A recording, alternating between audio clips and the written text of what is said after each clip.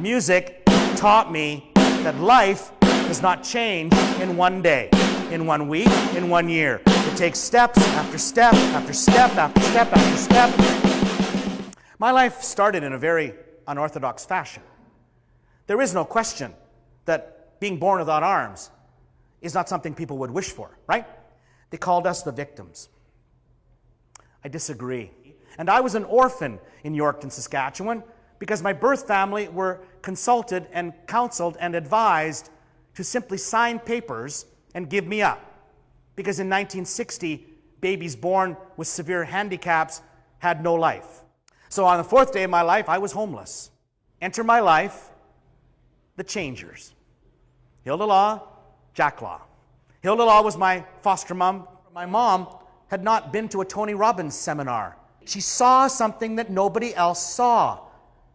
And that was, yes, indeed, a positive potential.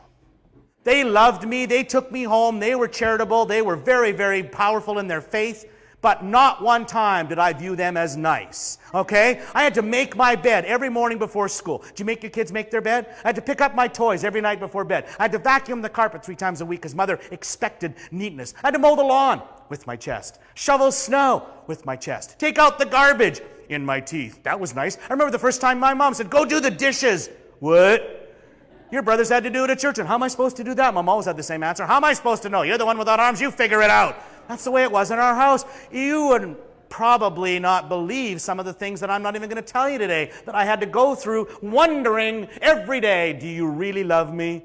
I knew that I would not easily climb Mount Everest. I knew there were certain things that were impossible for me. And then one day I found a piano. And that was huge. See, we didn't own a piano. We were poor. We didn't have a lot of stuff in our house. That's just the way it was. And we're visiting some friends one day. I didn't know them that well. They sent me to the basement to go do something. They had a piano, so I went down to the basement.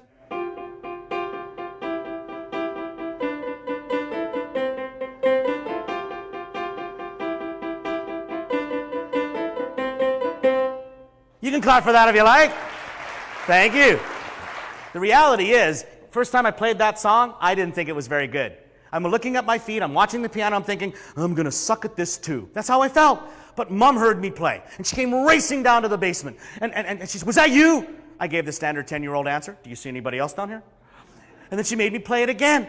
And then she stood behind the piano crying.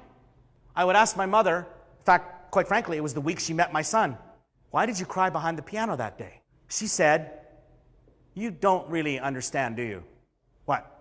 How hard it was to be with you every day, to see the looks, to see the stares, to hear the insults.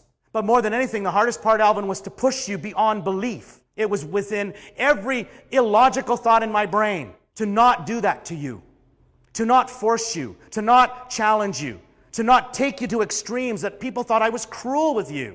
Do you have any idea what that felt like? That's why I cried. But when I walked in the house and saw my mom smiling in 1971, I'll never forget that smile. I'll never forget that day. She had a great smile, ugly teeth, great smile. She goes, "Honey, I got news for you. You're going to be in the band." "What band?" "School band."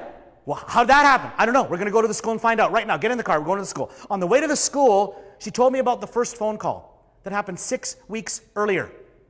She didn't tell me about it because the guy hung up. Didn't want to hurt my feelings. And then she said, "But he called back this morning. He says he's got an instrument for you to play. A trombone." A trombone, for God's sake. And like a game show host, he went, "What do you think?" I was 11. What do you think I thought? It was the stupidest looking thing I'd ever seen in my entire life. "Well, can you move the slide with your foot?" "Yeah, I can do that." "Well, I can do that. That's cool." "Can you make this noise?"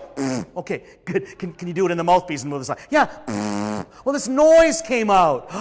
11-year-olds love noise, don't they? But I particularly was affected. I loved that sound. Just a feeling. It's real simple. It was absolute, complete confusion. That day changed the pathway of my life. My life in music is what changed it all. Music taught me that life does not change in one day, in 1 week, in 1 year. It takes steps after step after step after step after step.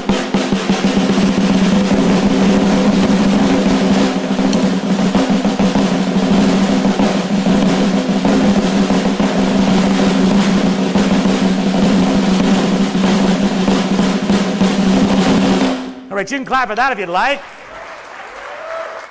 Why did I just do that? To show off? Yeah. To impress you? Yeah. I want to impress you. Because of my ego? No. No. See, that was the most important thing that I learned in my professional life. Life's not fair, but life can be incredible. We don't get it given to us in a gift-wrapped box, though. In my opinion, and it is my opinion, you earn joy. It is not a human right. You attain success. And more than anything, you battle every day to discover who you are.